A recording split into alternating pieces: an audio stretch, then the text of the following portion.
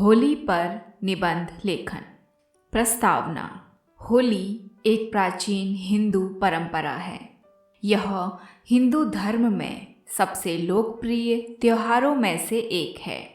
यह दिन बुराई पर अच्छाई की जीत का भी प्रतीक है। यह मूल रूप से भारत में मनाया जाता है, लेकिन वर्तमान में यह त्योहार एशिया के अन्य क्षेत्रों और पश्चिमी दुनिया के कुछ हिस्सों में भी फैल गया है। होली वसंत के आगमन, सर्दियों के अंत, प्यार के खिलने का जश्न मनाती है। कई लोगों के लिए यह दूसरों से मिलने, खेलने और हंसने, भूलने और माफ़ करने और टूटे हुए रिश्तों को जोड़ने के उत्सव का दिन है। यह त्योहार अच्छी वसंत फसल के मौसम का आवाहन भी है। यह एक रात और एक दिन के लिए रहता है। यह त्योहार फाल्गुन के हिंदू कैलेंडर महीने में पड़ने वाली पूर्णिमा की शाम से शुरू होता है, जो मार्च के मध्य में आता है। पहली शाम को होलिका दहन या छोटी होली और अगले दिन को होली, रंग वाली होली, डोल पूर्णिमा, मंजल कुली के रूप में भी जाना जाता है। सांस्कृतिक पौराणिक महत्व। भारतीय उपमहाद्वीप की विभिन्न हिंदू परंपराओं में होली के त्योहार का सांस्कृतिक महत्व है। यह अतीत की गलतियों को समाप्त करने और उनसे छुटकारा पाने का उत्सव का दिन है। दूसरों से मिलकर संघर्षों को समाप्त करने का, भूलने और क्षमा करने का दिन है। होली वसंत की शुरुआत का भी प्रतीक है। भारत के व्रज क्षेत्र में, जहाँ हिंदू देवी देवता राधा और कृष्ण बड़े हुए, एक दूसरे के लिए उनके दिव्य प्रेम की स्मृति में रंग पंचमी तक त्यौहार मनाया जाता है। होली के साथ आधिकारिक तौर पर वसंत ऋतु में उत्सव की शुरुआत होती है, जिसे प्रेम के त्यौहार के रूप में मनाया जाता है।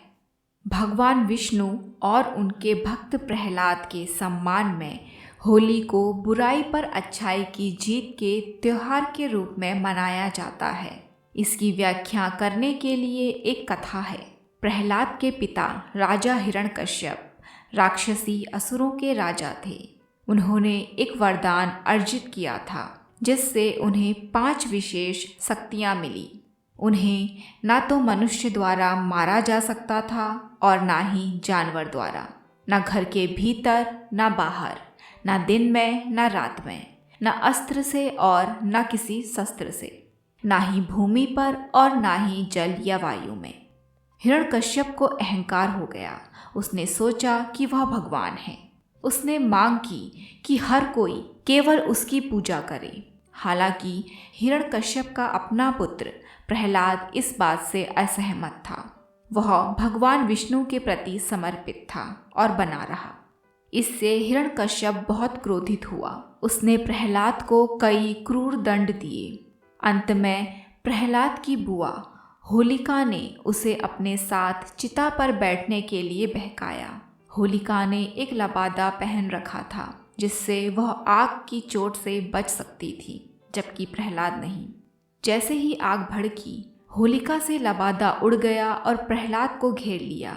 होलिका जल गई, परंतु प्रहलाद को कुछ भी न हुआ। हिरण्यकश्यप को उसके पापों का दंड देने के लिए भगवान विष्णु ने नरसिंह का रूप धारण किया। आधा मानव और आधा शेर, जो ना तो इंसान है और ना ही जानवर। शाम को, जब ना तो दिन था और ना ही रात, हिरण्यकश्यप को एक दरवाजे पर ले गया, जो ना तो घर के अंदर था और ना ही बाहर। उसे अपनी गोद में रखा, जो ना तो जमीन, पानी और ना ही हवा थी, और फिर राजा को अपने शेर के पंजे, जो ना तो अस्त्र थे और ना ही शस्त्र, से राजा को मार डाला। होली बुराई पर अच्छाई की प्रतीकात्मक जीत, हिरण्यकश्यप पर प्रहलाद की और होलिका को जलाने वाली आग के उत्सव का प्रतीक है। इतिहास। होली का त्यौहार अपने सांस्कृतिक अनुष्ठानों के साथ एक प्राचीन हिंदू त्यौहार है, चंद्रगुप्त द्वितीय के चौथी शताब्दी के शासनकाल के दौरान पुराणों, दास कुमार चरिता और कवि कालिदास द्वारा इसका उल्लेख किया गया है। होली के उत्सव का उल्लेख 7वीं शताब्दी के संस्कृत नाटक रत्नावली में भी मिलता है। 17वीं शताब्दी तक होली के त्योहार ने यूरोपीय व्यापारियों और ब्रिटिश औपनिवेशिक कर्मचारियों के आकर्षण को पकड़ लिया। ऑक्सफोर्ड इंग्लिश डिक्शनरी के विभिन्न पुराने संस्करणों में होली का उल्लेख है। उद्देश्य: होली हिंदुओं की एक पवित्र प्राचीन परंपरा है। कई हिंदुओं और कुछ गैर हिंदुओं के लिए यह एक सांस्कृतिक कार्यक्रम है और दोस्तों या अजनबियों पर मजाक में रंगीन पानी फेंकने का बहाना है। यह भारतीय उपमहाद्वीप में भी व्यापक रूप से मनाया जाता है। होली सर्दियों के अंत में मनाई जाती है। वसंत को चिन्हित करते हुए चंद्र चक्र के साथ तारीख बदलती है। तिथि आमतौर पर मार्च में पड़ती है, लेकिन कभी कभी फरवरी में भी मनाई जाती है। त्योहार के कई उद्देश्य हैं। सबसे प्रमुख रूप से यह वसंत की शुरुआत का जश्न मनाता है। 17वीं शताब्दी के साहित्य में इसे एक ऐसे त्योहार के रूप में पहचाना गया जिसमें कृषि का उत्सव मनाया जाता था। वसंत की अच्छी फसल और उपजाऊ भूमि का स्मरण किया जाता था। हिंदुओं का मानना है कि यह वसंत के प्रचुर रंगों का आनंद लेने और सर्दियों को अलविदा कहने का समय है।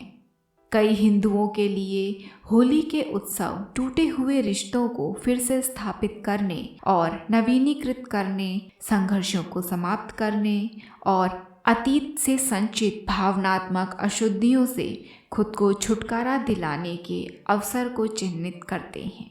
इसका एक धार्मिक उद्देश्य भी है जो प्रतीकात्मक रूप से होलिका की कथा द्वारा दर्शाया गया है। होली से एक रात पहले होलिका दहन या छोटी होली के रूप में एक समारोह मनाया जाता है। लोग आग के पास इकट्ठा होते हैं, गाते हैं और नृत्य करते हैं। अगले दिन होली, जिसे संस्कृत में धूली या धुलहेती, धुलंडी या धुलेड़ी भी कहा जाता है, मनाया जाता है। भारत के उत्तरी भागों में बच्चे और युवा एक दूसरे पर रंगीन पाउडर का घोल गुलाल छिड़कते हैं, हंसते हैं और जश्न मनाते हैं, जबकि वयस्क एक दूसरे के चेहरे पर सूखे रंग का पाउडर अबीर लगाते हैं। घरों में आने वालों को पहले रंग लगाया जाता है, फिर होली के व्यंजन जैसे पूरन पोली, दही बड़ा, गुजिया, मिठाई और पेय के साथ परोसा जाता है।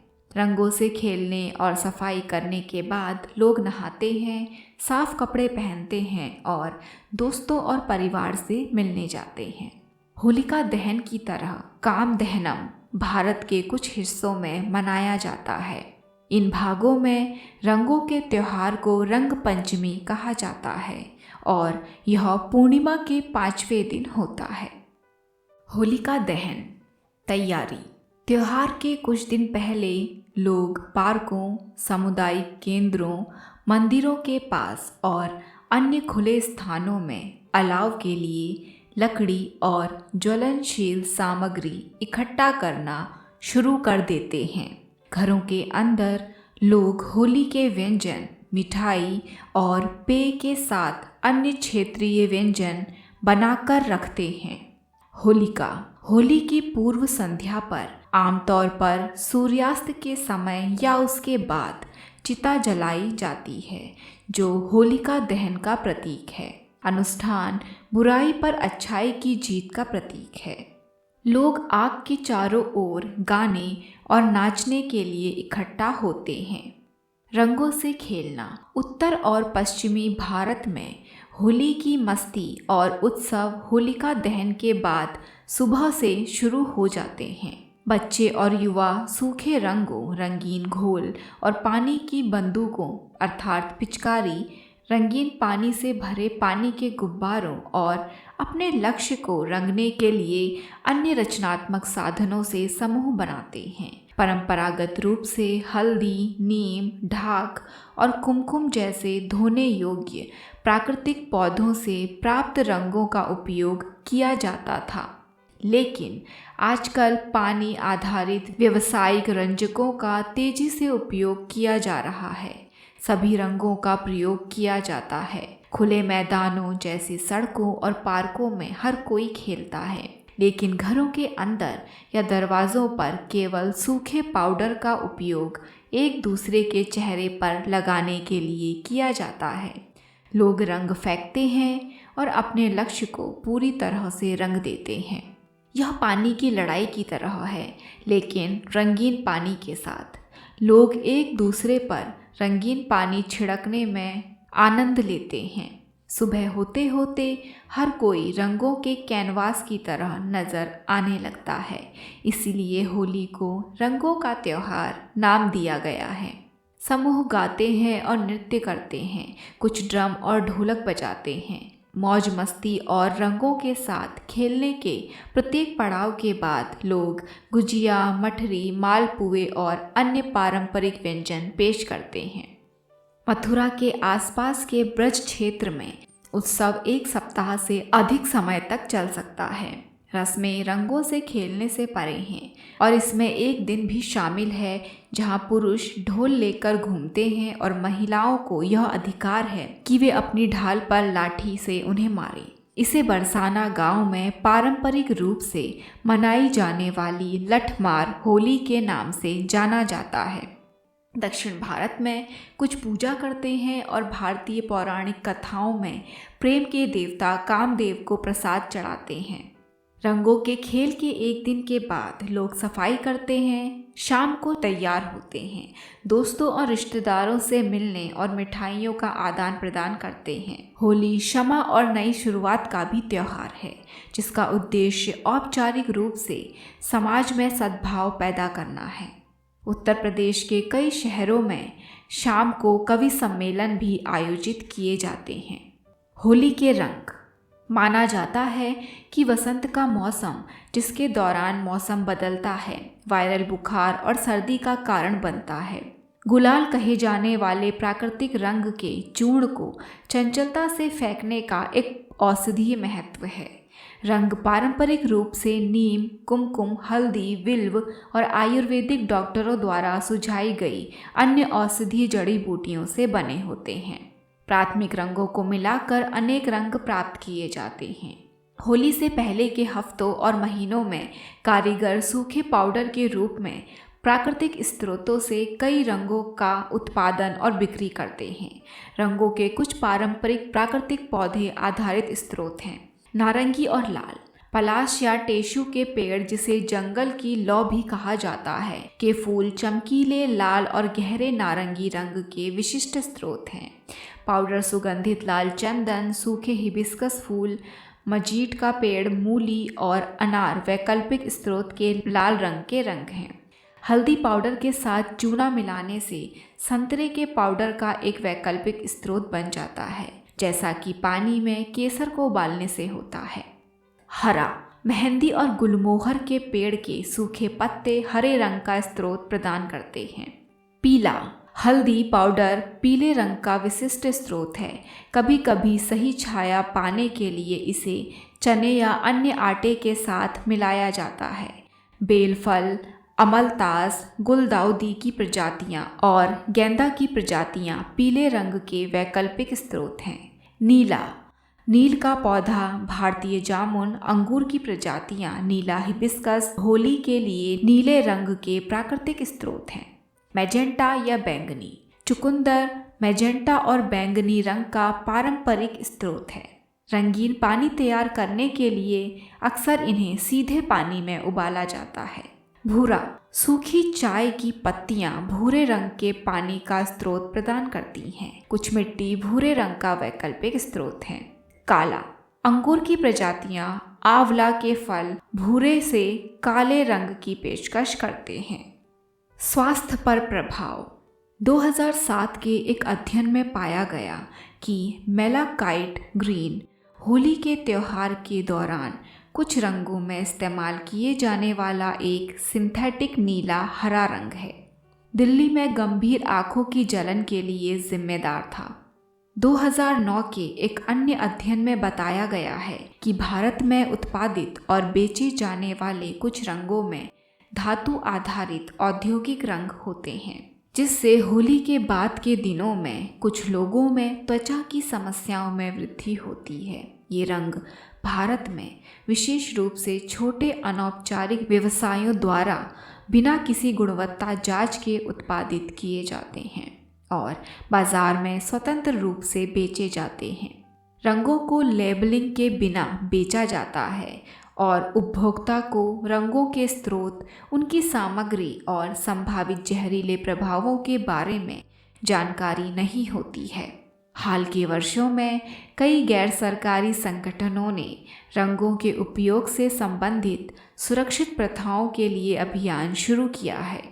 कुछ सब्जियों और फूलों जैसे प्राकृतिक स्रोतों से प्राप्त सुरक्षित रंगों की रेंज का उत्पादन और विपणन कर रहे हैं। निष्कर्ष: होली हंसी खुशी और प्यार का त्यौहार है। यह त्यौहार हम सभी को प्रेम और भाईचारे का संदेश देता है। यह एक सामाजिक पर्व है जो हमें प्रेम, स्नेह तथा एकता का पाठ पढ़ाता है। अतः हमें बुरी प्रवृत्ति से दूर रहना चाहिए। होली अथवा अन्य त्योहारों के विषय में जानकारी के लिए सामने स्क्रीन पर आ रही वीडियोस और प्लेलिस्ट को देखें।